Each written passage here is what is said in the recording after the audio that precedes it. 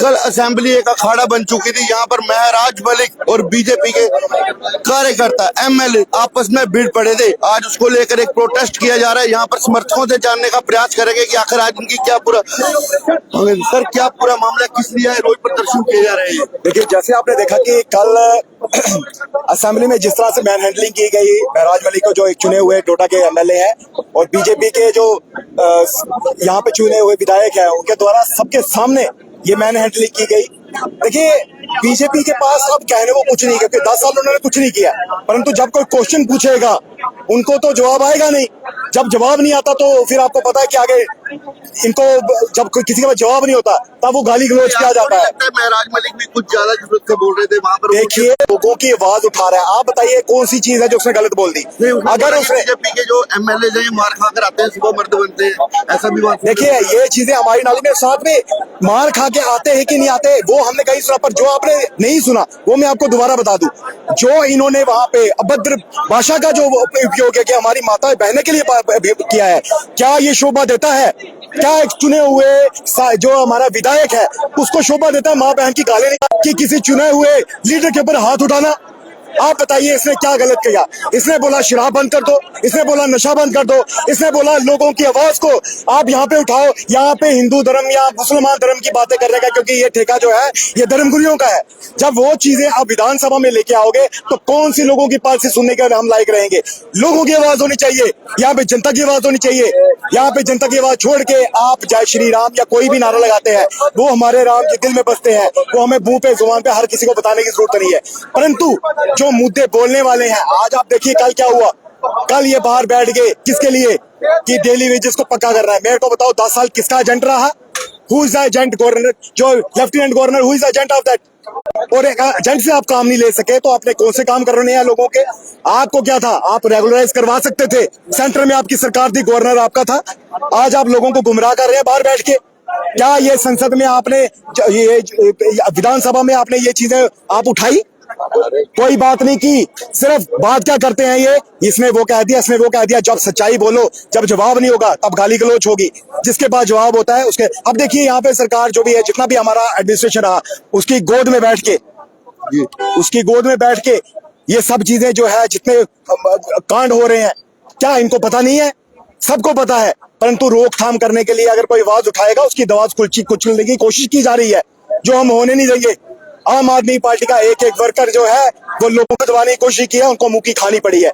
और आप देखिएगा आने वाले समय में हर एक जो इनका पर्दाफाश है वो करने में हम सक्षम हैं। क्यों बात ना करें इनकी? क्या इन्होंने एक ठेका लेके रखा पूरे जम्मू का? क्या ये आम आदमी का कुछ नहीं है? माइनिंग माफिया देखिए, शराब माफिया देखिए, एक्साइज में जो इन्होंने पॉलिसी लाई है उसमें देखिए। आप घर से निकलते 100 कदम की दूरी पे आपके शराब के ठेके खुल गए हैं। तो जब माता बहनों को पीटा गया तब ये कहाँ थे ठेकेदार हमारे धर्मों के? क्यों नहीं सामने आए?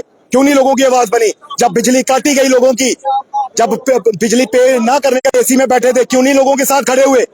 आज ये आके ठेकेदार बन रहे हैं लोगों के। ये चीज गलत है और लोगों को समझनी पड़ेगी। और अगली बार जब भी कभी इनको इलेक्शन का मौका मिलता है, इनको मुंह की खा के खिलानी पड़ेगी और इनको हराना पड़ेगा, ताकि जम्मू की बेहतरी के लिए हम कदम उठा सके।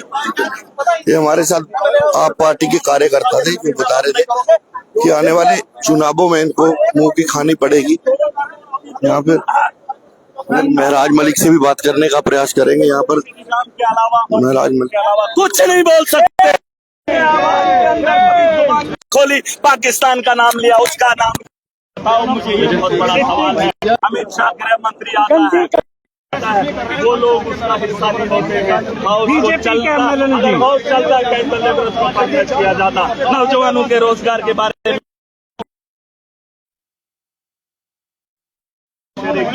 इसलिए मैं जम्मू कश्मीर के नौजवानों के बारे में कोई बात महराज को लड़ाई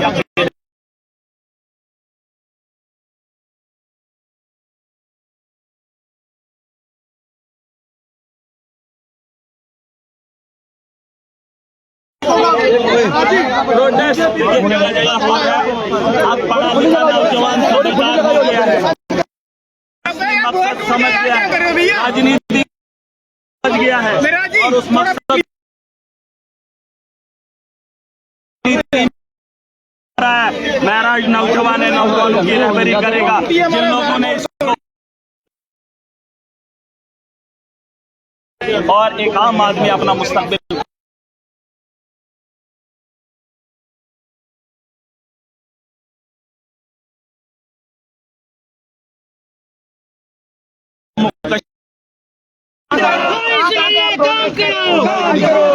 ये बात साफ है। हाउस अगर चलता जम्मू कश्मीर के लोगों को फायदा होता। अगर भाजपा जम्मू के अंदर ज्यादा एमएलए है, लेकिन अगर बिल पास होता तो जम्मू कश्मीर के नौजवानों को बेहतर रोजगार मिलता, लेकिन ऐसा नहीं हुआ।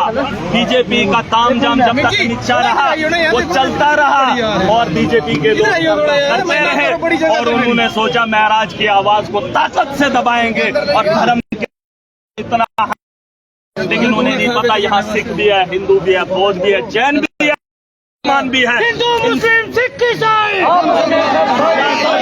सियासत के अंदर धर्म नहीं है। और मैंने ये कहा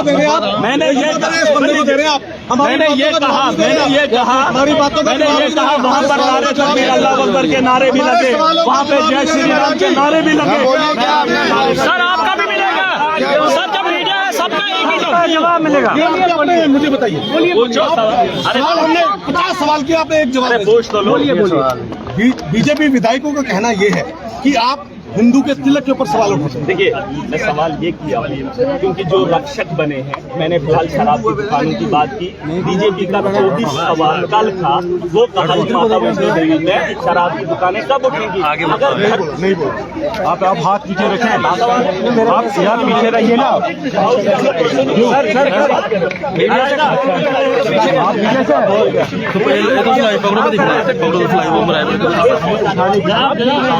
उसको उठाने में सरकार से पूछ क्यों की जा रही है। वो चाहते तो वहाँ पर जाकर उस शराब की दुकान को उखाड़ फेंक दे और उस हिंदू भाई को वहाँ क्या बेचने वाला मुसलमान है। मैं वही कह रहा हूँ, ये धर्म के दाम पे ढोंग रच रहे हैं और इस सरकार से उम्मीद कर रही है, उमर अब्दुल्ला की सरकार है, वो शराब की दुकानें नहीं उठाएगा माता वैष्णो देवी से। क्या ये ठेकेदार खुद नहीं उठा पाएंगे? यहाँ मंदिर के बगल में जो शराब की दुकानें नहीं है, धर्म की आस्था पे इसको ठेस नहीं पहुँचती है। ये सवाल इनसे कौन पूछेगा? अगर मोदी मुसलमानों की हमदर्दी रखता है तो यकीन जानिए महराज सब कहने की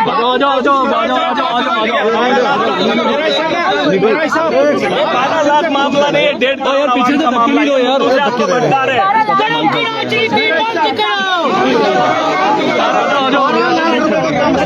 12 लाख जो भी होगा वो हिसाब किताब जो भी होगा वो इनका मामला है, वो पर्सनल आपके पास है। मेरा लेन देन आपके साथ है, वो मैं आ रहा हूँ।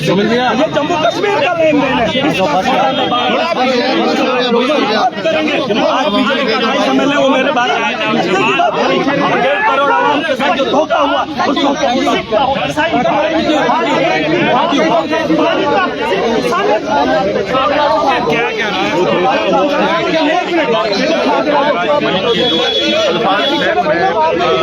है।